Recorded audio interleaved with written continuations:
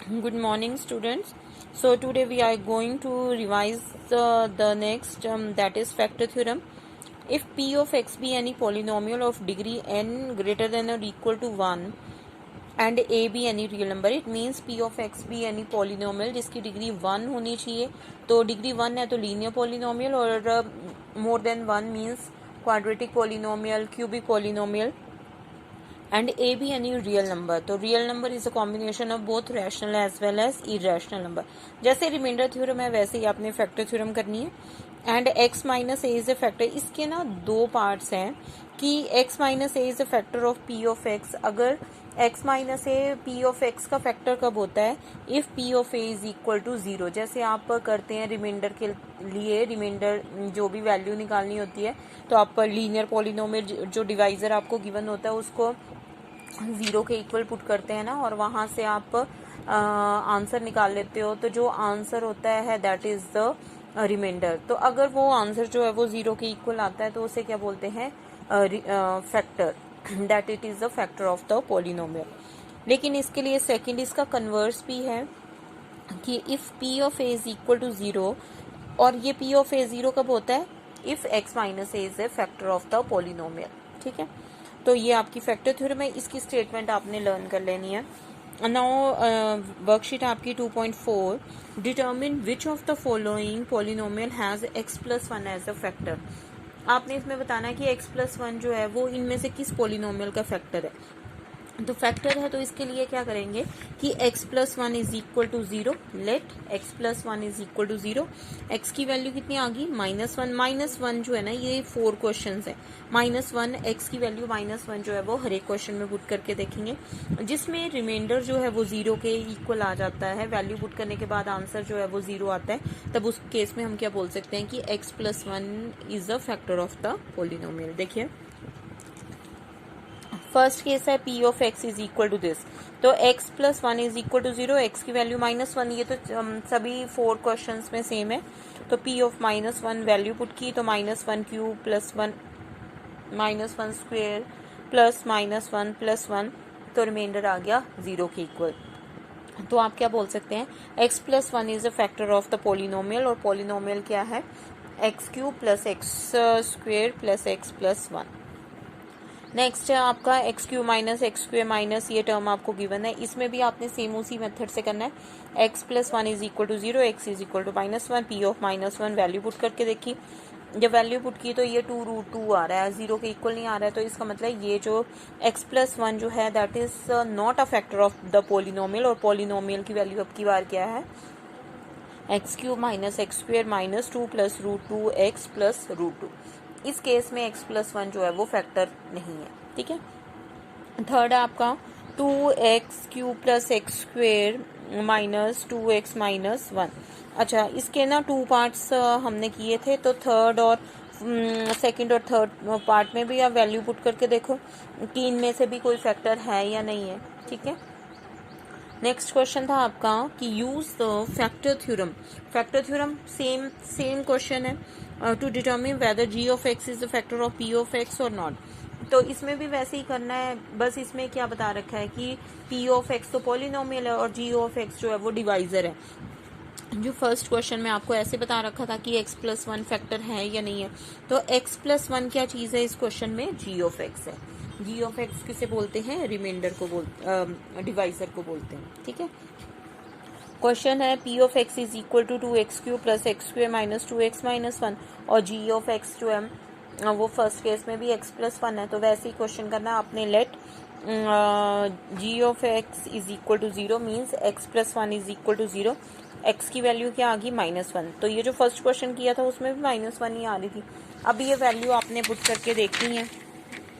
Value put करके देखी तो आंसर जो है वो 0 के इक्वल आ रहा है. तो आप क्या लिखेंगे कि यस g ऑफ x के बारे में पूछा ना, x प्लस 1 ने सीधे नहीं पूछा डायरेक्ट. तो आपने क्या लिखना है? g of x is a factor of p of x, और p ऑफ x क्या है? That is the polynomial. ठीक है.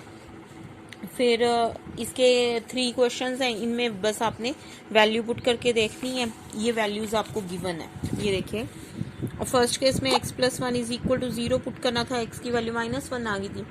सेकेंड केस में x plus 2 is equal to 0 put करना है। x की वैल्यू क्या आ रही है, -2 आ गई है।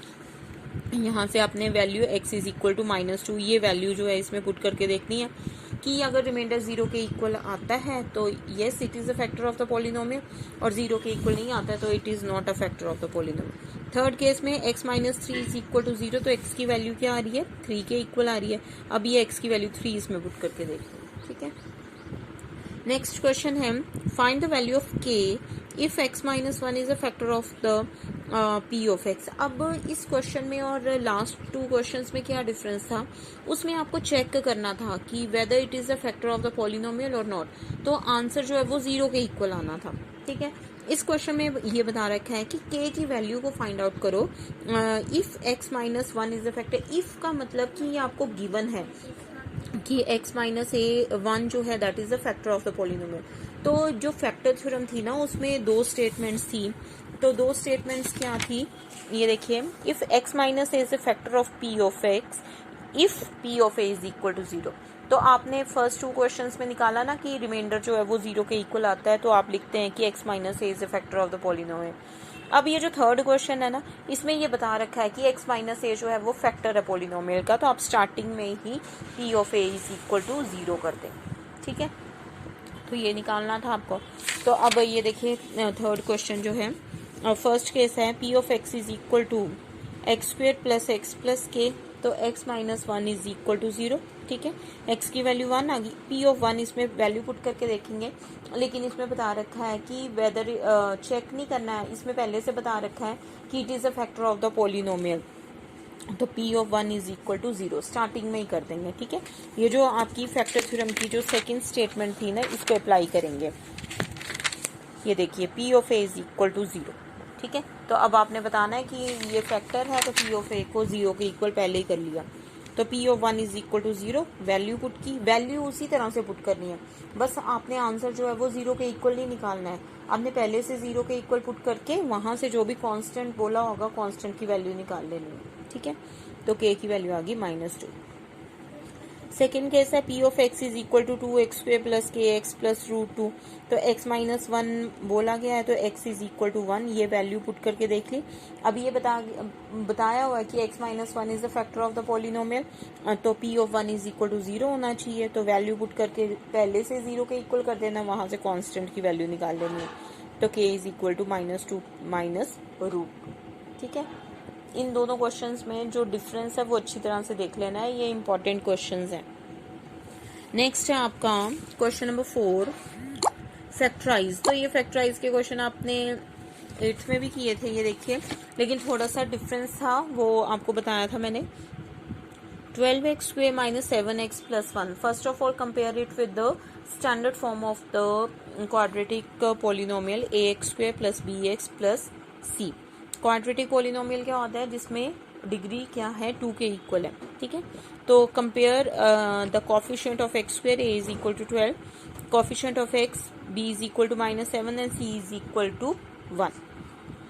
a और c को मल्टीप्लाई करो, a और c को मल्टीप्लाई करो, ac इज इक्वल टू 12, तो ac जो है मल्टीप्लाई करके 12 आना चाहिए, लेकिन उसका सम जो है दैट इज इक्वल टू -7 के इक्वल होना चाहिए, ठीक है। तो अब 12 के फैक्टर्स बना के हमने देखे थे, 12 के फैक्टर्स क्या क्या हो सकते हैं, 12 1 ज़ा, 6 2 ज़ा, 4 3 ज़ा, ठीक है, ये फैक्टर्स आ गए। 12 के फैक्टर्स 12 1 ज़ा तो अप्लाई नहीं हो सकता, 6 2 ज़ा भी नहीं हो सकता, लेकिन हमने क्या लिया था 4 और 3, तो 4 और 3 से सम जो है वो 7 आ सकता है ना। लेकिन अब हमने फैक्टर्स किसके बनाने, +12 के, +12 के फैक्टर +4 इंटू +3 भी हो सकते हैं, और +12 के फैक्टर -4 इंटू -3 भी हो सकते हैं। तो इस केस में जो सम है वो -7 के इक्वल चाहिए, तो इसमें हमें फैक्टर्स क्या लेने हैं, -4x -3x, तो 4x 12x square -4x -3x plus 1, first 2 terms में से कॉमन ले लेना है, लास्ट 2 टर्म्स में से कॉमन ले लिया, ठीक है। तो ये फैक्टर्स आ गए 3x -1 into 4x -1। Next question में 3 और -4 को पहले मल्टीप्लाई कर दिया, ac आ गया -12, अब ये भी 12 है, ये भी 12 है, ये +12 था, ये -12 था, फैक्टर्स तो वही होते हैं। अब इसमें सम जो है वो -1 के इक्वल चाहिए, तो फैक्टर्स क्या होंगे, 4 और 3 ले लिया, तो 4 जो है वो प्लस का है, ये माइनस का है, हमें यहाँ पे माइनस चाहिए, तो जो बड़ी टर्म है 4 और 3 में से बड़ी टर्म कौन सी है, 4, तो वो क्या होना चाहिए, माइनस में होना चाहिए, तो -4 और +3 फैक्टर्स हैं। 3x², मिडल टर्म को स्प्लिट कर दिया, -4x + 3x - 4, x को कॉमन निकाल लिया, 3x - 4, 1 को कॉमन निकाला, 3x - 4, तो बन गया 3x - 4 इंटू x + 1, तो ये इसके फैक्टर्स आ गए। ठीक है, नेक्स्ट क्वेश्चन है आपका, ये 2 क्वेश्चन कर लिए ना। नेक्स्ट क्वेश्चन है आपका x³ - 2x² - x + 2, तो इसको भी फैक्टराइज करना है। तो फैक्टराइज करने के लिए क्या करना है कि सबसे पहले आपने चेक करना है कि जिसमें भी 4 टर्म्स हो, और 4 टर्म्स किसमें होंगी, जब क्यूबिक पॉलिनोमियल है। ठीक है, क्यूबिक पॉलिनोमियल में ये ज़रूरी नहीं है कि 4 टर्म्स हो सकता है बीच में कोई टर्म मिसिंग हो। अगर कोई टर्म मिसिंग नहीं है, पूरी टर्म्स गिवन है और 4 टर्म्स हैं, तो सबसे पहले ना आपने चेक कर लेना है कि फर्स्ट 2 टर्म्स में से और लास्ट 2 टर्म्स में से कॉमन निकालने के बाद एक जैसा आता है या नहीं।